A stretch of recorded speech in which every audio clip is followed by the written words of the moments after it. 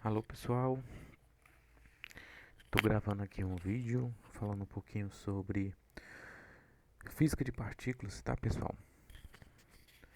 Alguns podem pensar que não tem nada a ver com astronomia, mas na verdade tem tudo a ver, tá? Eles estão ligados de forma bem direta e bem íntima mesmo, ok?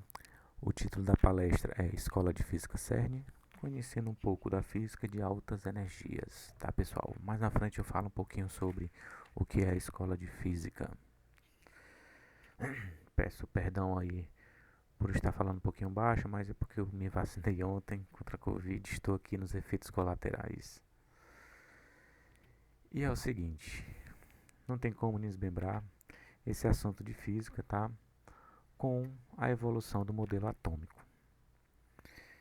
Meu amigo JJ aí deve conhecer essa parte melhor do que eu, né? Afinal, o cara é filósofo.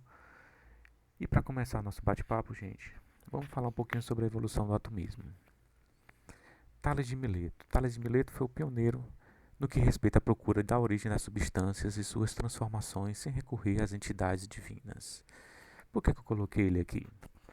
Porque pela primeira vez tentou-se explicar um pouquinho a natureza sem necessariamente colocar sob pano de fundo os deuses, né, pessoal? Costumo dizer aqui que é a deus aos deuses. Então, quando Tales de Mileto fala que tudo tem uma essência que é a água, isso foge um pouquinho dessa regra tão religiosa e isso, de certa maneira, é uma quebra de paradigma, né, no estudo da ciência. Fora Tales de Mileto, eu também falei um pouquinho sobre Leucipo e Demócrito, onde eles afirmam que a matéria é composta por algumas espécies de átomos fundamentais, que diferem da sua forma, tamanho e o espaço vazio. Então é essa ideia mais ou menos, não é desse jeito, mas é praticamente assim que a gente aborda o assunto do átomo hoje, né? Na nossa sociedade, na nossa ciência. Por dentro do átomo, olha só, gente. Aqui se tem um modelo de um átomo comum, tá? E as dimensões de cada componente do átomo. Só para você ter ideia, olha só. O núcleo do átomo tem um tamanho aproximado de 10 elevado a menos 14 metros. Dentro do núcleo existem prótons e nêutrons, tá bom? Eles têm um tamanho aproximado de 10 elevado a menos 15 metros, né? Isso. E a gente vai ver um pouquinho depois que prótons e nêutrons, na verdade, eles não são os componentes fundamentais da matéria, tá, pessoal? Eles são formados por tijolinhos que a gente chama de quarks. E olha só a dimensão do quark, 10 elevado a menos 19 metros. Então, o estudo desse assunto, pessoal, de um universo tão pequeno, torna-se muito complexo e muito fascinante. Terminando aqui o elétron, que está ao redor do átomo, ele tem um tamanho de 10 elevado a menos 18 metros. Ok, isso é mais a título de curiosidade. Como eu falei já dos quarks, existe uma família de quarks, ok? Seis tipos de quarks. Quark up, quark down, quark stranger, quark charm, quark top, quark bottom. Essas partículas, gente, os quarks, elas sim são justamente partículas fundamentais. Elas são, como é que eu posso dizer, os tijolinhos que formam a nossa matéria no universo. Então, desde o computador qual estou gravando esse vídeo até um planeta ou uma estrela, são formados de quarks, ok? Eles podem assumir três cores, azul, vermelho e verde.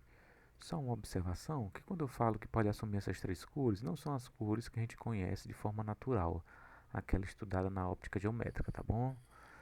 Azul, vermelho e verde a gente pode considerar como sendo um número quântico, é uma propriedade dos quarks. É tipo, como é que eu posso fazer aqui um paralelo? A carga elétrica. A carga elétrica de uma partícula é uma propriedade da mesma. Já nos quarks, ele tem essa propriedade azul, vermelho e verde, só que não é essas cores que a gente conhece da óptica geométrica. Né? A gente pode até chamar como, repito, um número quântico, para poder diferenciar uma das outras. Então perceba que o quark pode assumir a cor azul, vermelho e verde, assim como o down, stranger, charm, top e bottom. Ok? Estou resumindo um pouquinho aqui porque é muita coisa, tá, pessoal? Não quero deixar o vídeo muito extenso, não, para ficar muito cansativo. olha só, essa imagem aqui, eu escolhi colocar ela agora, porque ela fica na entrada do CERN, tá? O CERN é o Centro Europeu de Pesquisas Nucleares, fica localizado ali na Suíça, fronteira com a França, tá? Então esse globo aqui fica na entradinha do CERN, aqui dentro, gente, é um negócio muito bacana, tá? Ele fala um pouquinho sobre a física de partículas, do Big Bang até o último, até o mundo atual, esse tipo de coisa. E para continuar aqui o nosso bate-papo, gente, quatro tipos de forças que eu vou falar para vocês, tá? Na natureza, a gente vai considerar quatro tipos de forças, que é a força forte, a força fraca, a força eletromagnética e a força gravitacional, que talvez seja mais conhecida, né, entre a gente. Antes de continuar, eu preciso abrir aqui um parêntese para a definição de algumas famílias de partículas, tá bom? Hadrons são partículas que apresentam uma estrutura interna, que são quem? Os quarks. Ou seja, hadrons vem do grego, que quer dizer forte, pesado, né? Gordinho, tá, gente? E são formados por partículas menores ainda, que são os quarks. Um exemplo disso é o próton, tá? O próton é formado por dois quarks up e um down. Dois tipos de hadrons, tá, pessoal? Hadrons podem ser do tipo baryons e mesons, ok? Baryons obedece ao princípio da exclusão de Pauli. Para quem não lembra da química, né? O princípio da exclusão de Pauli fala que duas partículas, dois fermions, que a gente chama, não podem ocupar o mesmo estado quântico, tá? Eles não podem fazer a mesma coisa ao mesmo tempo. Já os mesons quer dizer que não obedecem esse princípio da exclusão de Pauli. Outra família menorzinha, mas bastante interessante, são os leptons. Talvez o lepton mais conhecido seja o próprio elétron, tá, pessoal? Eles não apresentam estrutura interna, então são partículas elementares. E uma partícula que acompanha o elétron seria o seu neutrino, tá? O neutrino eletrônico, o neutrino do elétron. Existe também o lepton tal, juntamente com seu neutrino. E o muon, justamente com o neutrino muônico, tá? O neutrino do muon. Então tá aí, duas famílias, hadrons e leptons, tá? Os hadrons podem ser baryons e mesons, como já falei. Tá bom? Isso aqui talvez seja mais interessante na frente. Agora a força forte, gente. Vocês pararam para pensar já que, por exemplo, o núcleo é formado de prótons e nêutrons. Então, gente, se você colocar um determinado núcleo com muitos prótons, a gente sabe que o próton tem carga positiva. Então, partículas de carga positiva, o que é que vai acontecer? Elas se repelem. E o que é que mantém esse núcleo coeso?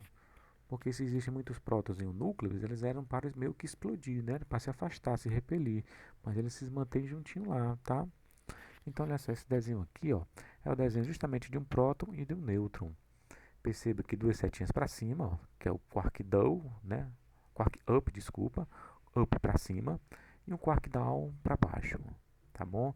Esses quarks você nunca vai ver eles isolados por aí. Eles estão sempre juntinhos, tá? E o que mantém eles juntinhos é tipo uma cola, tá, pessoal? A gente chama de cola por quê? Porque existe uma partícula que mantém esses caras juntos, grudadinhos sempre. São os bósons, tá, pessoal? O bóson mediador da força forte é o gluon. Por isso que eu chamei de cola, tá? Gluon vem de cola. Já que o nêutron, perceba que é o inverso do próton. Olha só. São duas partículas down, duas para baixo e uma para cima. Perceba as cores também, tá? E o que mantém elas juntas é justamente essa partícula mediadora, que eles trocam essa partícula, que é o gluon. Vou dar um exemplo. Estou conversando com uma pessoa, né, eu sou, por exemplo, aqui um quark down, mando informação aqui para esse quark up, ela recebe e me manda de volta e fica trocando entre a gente aqui, ó. É como se fosse um carteiro, tá, pessoal? O bóson mediador é como se fosse um carteiro. Você pode até imaginar assim. Beleza? Então, por isso que o núcleo ele se mantém coeso, tá? Eu coloquei aqui esse exemplo, ó. Muitas partículas positivas dentro do núcleo, mas mesmo assim ele não se despedaça. Por quê? Porque existe uma força aqui, tá? Que está mantendo eles grudados, que é a força forte. Tá bom? Nesse caso aqui é como se fosse uma força residual. Tudo bem? O cara que ganhou o prêmio Nobel por isso foi o Yukawa, em 1949, tá? Onde ele pôde justamente, gente, olha aqui, ó. Porque fica um pouquinho claro, não dá para ver muito, né? Que existe essa partícula mediadora, que essas partículas positivas trocam, que seria o meson, tá? Meson vem de meio, tá bom? Em relação à massa aí das partículas, né? Talvez uma partícula que estivesse entre a massa do próton e do elétron. Então tá aí falando um pouquinho de Yukawa, seu prêmio Nobel. A partícula mediadora da força eletromagnética, gente. O que é isso? Uma partícula positiva com a negativa a gente sabe que vai se atrair, tá, pessoal? E essa atração, uma positiva e negativa, ocorre através de trocas de partículas, que é o bóson, tá? No caso da força eletromagnética, que foi esse exemplo que eu coloquei agora, o bóson mediador, a partícula mediadora, é chamada de fóton. Talvez você já tenha ouvido falar desse fóton por aí, né? Esses desenhos aqui atrás, depois eu falo para vocês o que é que ele é, tá? Mas adiantando, é justamente esse laboratório que é o CERN, que é o LHC, o famoso LHC. Então, repetindo, o bóson mediador da força eletromagnética é o fóton.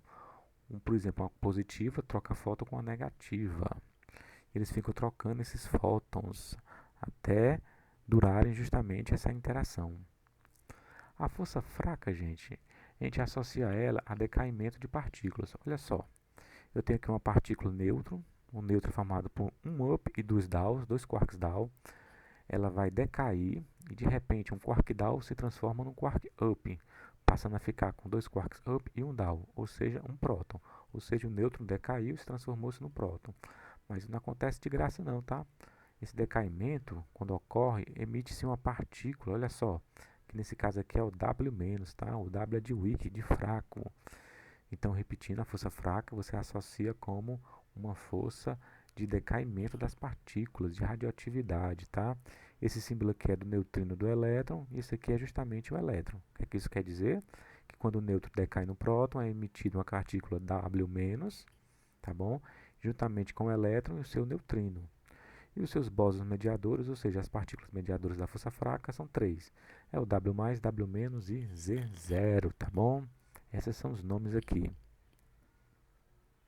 E a força gravitacional, galera? A força gravitacional é mais complicada porque quando você se fala de partículas elementares, a massa é muito pequenininha e a gente sabe que a força gravitacional tem a ver com massa, tá? Mas para não ocorrer, para ocorrer uma, como é que eu posso chamar, uma certa simetria, então a força gravitacional teria também a sua partícula mediadora.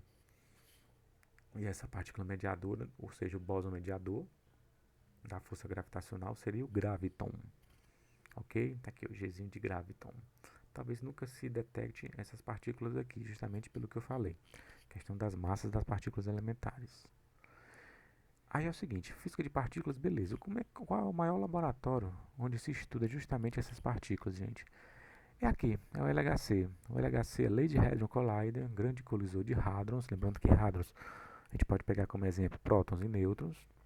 Né? E como é que funciona? Teve uma pergunta lá no Instagram, como é que eles construíram o LHC, né? Então começa mais ou menos aqui a resposta. Em 1949, a primeira tentativa de cooperação civil em física nuclear. Em 52 ocorreu a criação do Conselho Europeu de Pesquisa Nuclear, tá? E em 52 também escolheu-se a cidade de Genebra para a localização do laboratório. Aqui é o Lago de Genebra, com sua fonte, né? É uma cidade muito bonita, tá, gente? Tá bom? Falo assim porque eu tive a oportunidade de conhecer, mas esse assunto é mais na frente. Olha só, o que é o LHC exatamente? Ó? Aqui existem tubos, gente. Nesses tubos eles conseguem acelerar prótons, tá? Hadrons. Esse círculo aqui ele tem aproximadamente 27 km de circunferência, tá bom? De diâmetro, para falar a verdade. Então, o que é que ocorre? Eles pegam feixes de prótons, esses prótons eles começam a circular, um no sentido anti-horário e outro no sentido horário, tá? Com a velocidade próxima da luz, através de computadores, eles fazem essas partículas, esses prótons se chocarem, e a partir do choque acontece coisas aí bastante interessantes, né? A gente consegue provar a existência de determinadas partículas que são os quarks, fótons e outras mais que a gente já falou hoje, tá? A colisão ocorre nesses pontos, que são os detectores, o ALICE, o ATLAS, o LHCb e o CMS, tá bom? São equipamentos muito grandes, tá, gente? Enormes, então a tecnologia aqui realmente impressiona. É um projeto muito ambicioso, o CERN, tá? A energia de cada feixe, olha só. Cada feixe de prótons circulando pelo LHC tem energia de 7 tera-electronvolts, TeV, que a gente pode abreviar. Logo na colisão entre dois feixes, a gente soma, né? São dois feixes, um indo, outro voltando, 7 mais 7 dá uma, o quê? Dá uma energia de 14 tevs. Aí tem uma curiosidade, gente, que eu tenho que falar assim, deixa eu ver se eu acho aqui, só um minutinho. Só um minutinho, eu tinha anotado aqui. aqui é porque é o seguinte, para você ter noção dessa energia aí.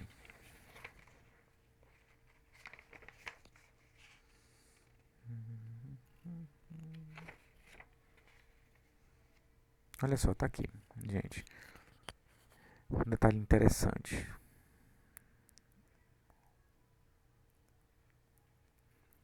Olha só, tá aqui. Em termos absolutos, estas energias, se comparadas com as energias que lidamos todos os dias, no nosso dia a dia, não são tão impressionantes, tá? Na verdade, 1 TeV, ou seja, 1 tera-electronvolts, é equivalente à energia de movimento de um mosquito voando. Que legal, né? Mas o que é que o LHC tem tão especial, gente? Por que ele é tão especial? Justamente, gente, pelo fato que ele concentra essa energia de 1 TeV num espaço, gente, que é cerca de 1 milhão de vezes menor que o mosquito. Interessante, né? Repetindo, 1 TeV é a energia de um mosquito batendo as asinhas, mas o LHC consegue concentrar essa energia em um espaço que é de cerca de 1 milhão de vezes menor que o mosquito. Então, é uma concentração de energia muito alta para um espaço de pequeno, muito pequeno. Para um espaço muito pequeno. Tá bom? Como é que acontece? Vamos lá. Tudo começa aqui. Esse laboratório é o LINEC-2, tá? Eles arrancam os prótons de uma garrafinha, gente, onde tem gás, tá? O gás envolvido nessa garrafa é o gás hidrogênio. Esses prótons, eles são jogados aqui para esse laboratório que é o Booster. O Booster começa a acelerar, tá, gente? Aqui, só aqui, ele tem metade da velocidade da luz, por isso que eu coloquei 0,5 C, tá? C é a velocidade da luz. Joga-se depois do Booster para o PS. Já no PS, já está 0,99897 da velocidade da luz. Então perceba que são energias muito altas, né? Por isso que o título é, né, Física de Altas Energias. Depois do PS se joga para o SPS, onde a energia é cerca de 0,999997 da velocidade da luz, que por fim, depois que ganha determinada energia suficiente, joga-se para o LHC. Já no LHC, olha aí a proximidade com a velocidade da luz, gente. Nesse momento o próton ele não consegue mais aumentar a velocidade não, né? Porque se aumentar uma velocidade próxima da luz, a gente sabe que acontece o quê? Que a massa começa a aumentar. A teoria da relatividade, né? Então, a partir desse momento, a uma velocidade bem próxima da luz, eles se chocam nesses detectores, é onde é observado justamente os fenômenos envolvidos nesse choque, tá?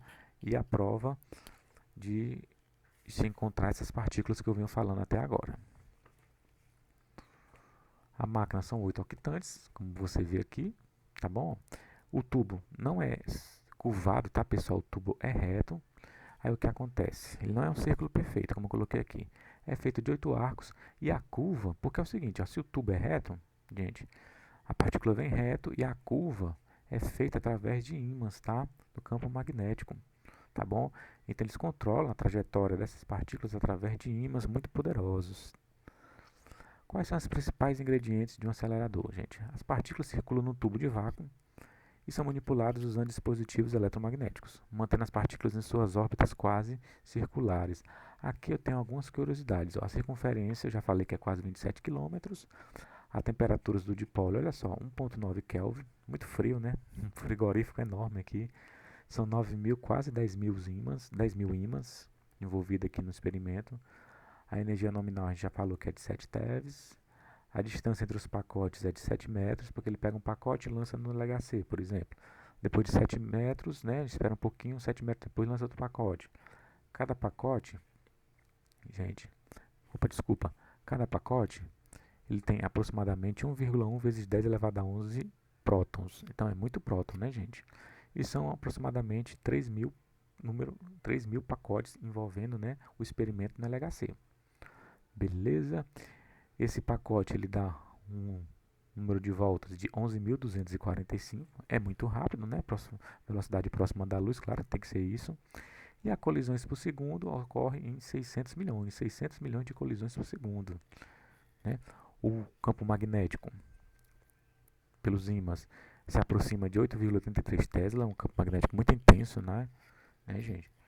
Isso é muito interessante porque para manter justamente a órbita circular dessas partículas tem que ter um campo magnético muito forte, que é o que se tem aqui. Será que a energia do feixe do LHC será influenciada pela Lua?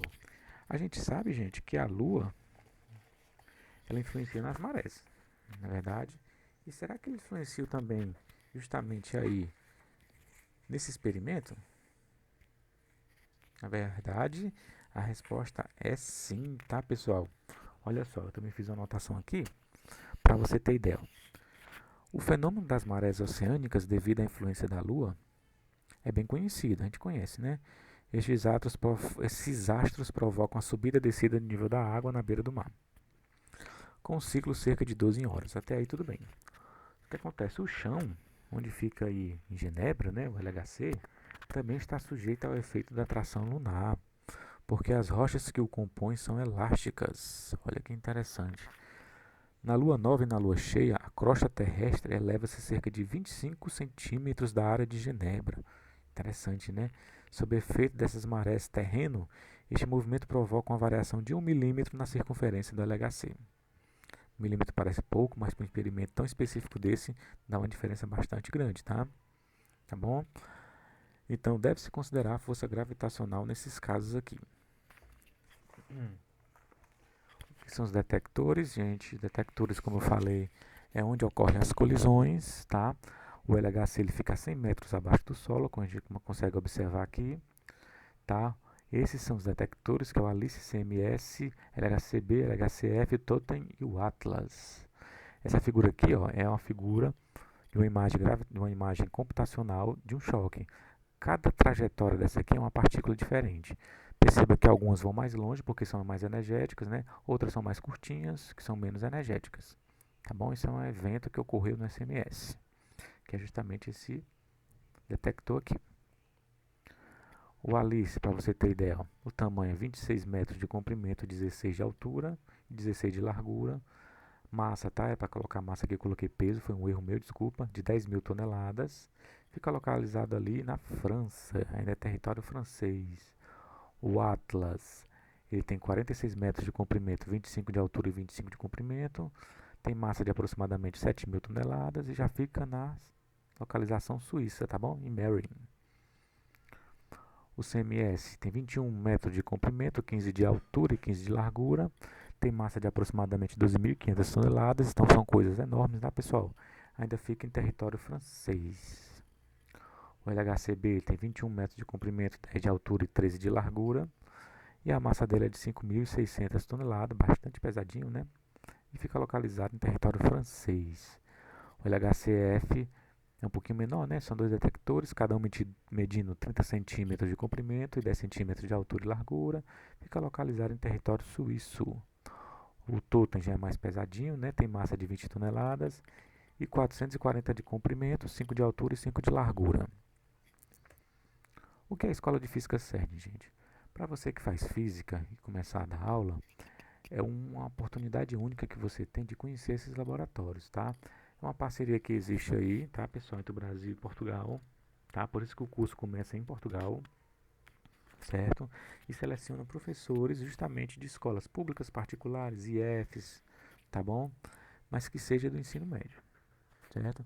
Então você se inscreve, se você for selecionado, você vai fazer esse curso de aproximadamente 10 dias, tudo grátis, com exceção das passagens, né, e alimentação que você vai ter que custear. Até um certo tempo atrás o governo custeava, mas devido a toda essa crise que ocorreu, acabou se cortando, né, esses custos. Então, quando eu fui em 2017, eu fui selecionado, fui o único cearense selecionado. Do Ceará só teve eu. Eu tive que, infelizmente, pagar as passagens do meu bolso, né, fiz no cartão aí, e graças a Deus o governo do estado ele me ajudou na alimentação e na estadia. Então ficou meio que 50% para cada aí. Isso aqui, eu não queria deixar de falar, justamente foi o produto do meu mestrado. Quando eu fiz o mestrado, a minha dissertação foi na área de física de partículas. Então eu acabei criando um livrinho paradidático, né, com esse nome de Aventuras de Quantópolis. Aqui tem algumas figurinhas que contam a história de um aluno, tá, um aluno de escola, que descobre justamente esse mundo das partículas subatômicas e através de uns sonhos ele consegue interagir através de diálogos com todas essas partículas aqui, ó, gente, que é o gluon, o fóton, né, o elétron, e a partir desse diálogo ele acaba aprendendo um pouquinho das suas interações, de alguns conceitos, tá? Não tem cálculo, tá, gente? Eu tirei a matemática aqui porque são bem complexas, tá bom? Então é uma coisa bem conceitual. Os capítulos são Descoberta de um Novo Mundo, Por Dentro do Átomo, Senhor Elétron e seu amigo Fóton, Pauling, o Exclusivo, que fala um pouquinho do princípio da exclusão de Pauling, mais Fótons, fala um pouquinho de fótons virtuais, fótons reais, onde os fracos têm vez, que fala da força fraca que a gente comentou hoje, e o misterioso e fantástico mundo das altas energias. Aqui nesse capítulo ele fala um pouquinho do LHC. Aqui é o meu crachazinho, quando eu fui selecionado a gente recebe um crachá nesse estilo, tá? Até hoje eu tenho guardadinho ele. Aqui uma visita, falando um pouquinho da Escola de Física, no Laboratório Experimental de Física de Partículas em Lisboa. O curso começa em Lisboa, tá? Que é o LIP. Tá bom? A gente aprende os conceitos bem básicos da física de partículas. Então realmente é uma viagem que a gente não esquece nunca. Aqui eu já tinha chegado lá no CERN, que é o Centro Europeu, tá? De Pesquisas Nucleares. O hotel fica aqui a esse lado direito nosso, tá bom? Estava bem cansado, tinha acontecido umas coisas aí, mas foi revigorante. Aquela fotinha que eu mostrei para vocês no comecinho da apresentação é esse globo aqui, tá? Tá bom? Aqui é o LINAC 2, onde se jogam os primeiros prótons para poder chegar até o LHC, tá? A gente teve a oportunidade de visitar também, ter palestras. A maioria das palestras são em português europeu, tá? Não se preocupe se você não souber inglês, não tem problema. Eu não sei inglês e deu tudo certo. Aqui é o laboratório de antimatéria, tá bom? Não é aquela antimatéria que a gente vê no filme, tá? Tá, gente? O que seria aqui que eles produzem? Por exemplo, se eu pegar aqui o hidrogênio é formado pelo próton no seu núcleo e o elétron circulando. Se de certa maneira eu conseguir fazer que no núcleo existe um antipróton, ou seja, uma antipartícula do próton, e ao redor um antielétron, eu vou ter um átomo de antimatéria. É o que eles produzem aqui. Aqui é o detector CMS. Infelizmente a gente não teve a oportunidade de descer até o local, tá, gente? Porque estava funcionando o LHC e toda a estrutura, como eu falei, a 100 metros abaixo do solo, é para proteger justamente da radiação. Então alguns filmes mostram as pessoas circulando do lado desse tubo do LHC. Aquilo é mentira, tá? É mentira, porque a radiação teria matado a pessoa na mesma hora. Aqui durante algumas palestras de um dos cientistas, muito bom, aqui é o professor Joaquim, que está falando um pouquinho do funcionamento do laboratório. Aqui é uma réplica em tamanho real do CMS, a gente vai ver, eu acho que tem uma fotinha mais na frente. Aqui é visita ao Atlas, que é um dos detectores. Aqui é uma sala que ela é conjugada com a NASA, tá, pessoal? Acho que está aqui atrás os cientistas estudando. E aqui é um módulozinho, né, que tem lá para exposição. Aqui é a cadeira que sentou um cara chamado Peter Higgs, que foi o cara que deduziu justamente a existência do bóson, né, o bóson de Higgs, que é para completar o modelo padrão. O que é um modelo padrão? É justamente onde se estuda a física de partículas e suas interações. Então ele sentou aqui nessa sala, onde a gente tinha palestras, e eu tive questão, né, uma honra de sentar na mesma cadeira que o cara ganhador do Prêmio Nobel sentou. Aqui em tamanho real do CMS, para você ter noção do tamanho, olha só. Olha o meu tamanho e o tamanho desse detector. Então realmente é uma tecnologia de ponta, tá bom? As ruas são distribuídas por nome de cientistas, tá? Aqui eu escolhi a do Heisenberg, que é o princípio da incerteza, que vocês já ouviram falar. Aqui é uma das viagens, né, que a gente, nos passeios que a gente fez em Genebra. A gente sabe que em Genebra nasceu Jean Piaget. Não lembro se foi em Genebra, eu sei que foi suíço. Mas aqui existe uma estátua homenageando o próprio Jean Piaget. Aqui é o Lago de Genebra, que a gente viu lá no comecinho, né? A fonte não estava ligada nesse momento. É um lugar bem bucólico mesmo, bem bacana. Aqui é o Museu Einstein, que a gente teve a oportunidade de conhecer na capital suíça, Berna, tá? No último dia a gente teve um descanso, teve a oportunidade de passear por aqui. É um curso bastante puxado, tá? Mas tem também uns momentos de lazer. Então aqui foi o Museu Einstein que a gente conheceu, a gente tinha os objetos pessoais dele. E aqui foi a casa que Einstein morou. Opa, desculpa. Einstein House. Aqui hoje virou um laboratório, tá, pessoal? Aqui a gente vê a cadeira que ele sentou, os manuscritos, caneta, tudo manuseado por esse carinha chamado Albert Einstein. Certo? Beleza? Então vou parar por aqui porque fica muito cansativo para não deixar o vídeo tão longo, tá? Peço desculpa também aí de novo, novamente, porque eu não estou bem ainda, minha saúde está um pouquinho debilitada, certo? E vou disponibilizar esse vídeo no YouTube. Ok, gente? Obrigado. Valeu. E a gente se encontra.